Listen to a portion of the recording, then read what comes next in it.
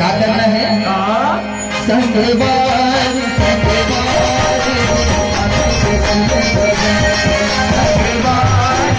संगवारी आके से करके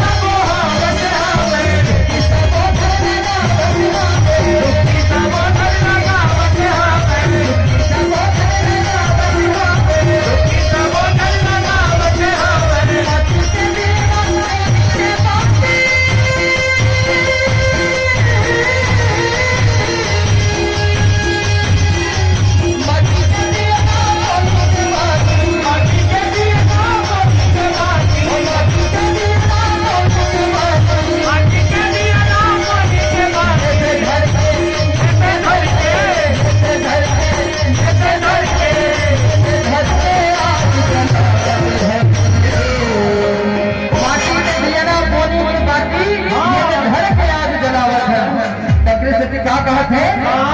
संगवारी संगवारी आके से करके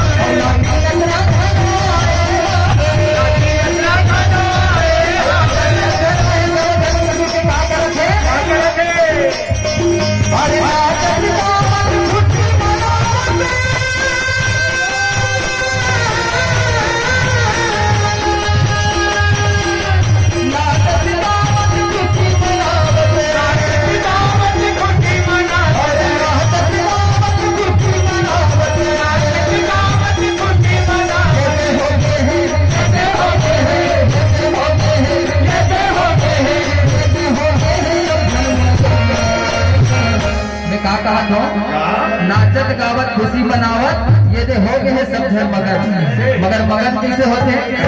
दोनों हाथ नीचे में रखा है, चुपचाप सुनत भर है, काकरो हाथ से ताली नहीं बजत है, कैसे कोनो कही कि मगन है कर एक सच्ची का करना है? दोनों हाथ में उठा के ताली बजाते हुए कहना का है, बोल श्री रामचंद्र की। सबके हाथ से ताली बजना चाहिए। भगवान हनुमान जी के नाम में, भगवान श्री रामचंद्र जी के नाम से कहना का है, संगे बारी संगे बारी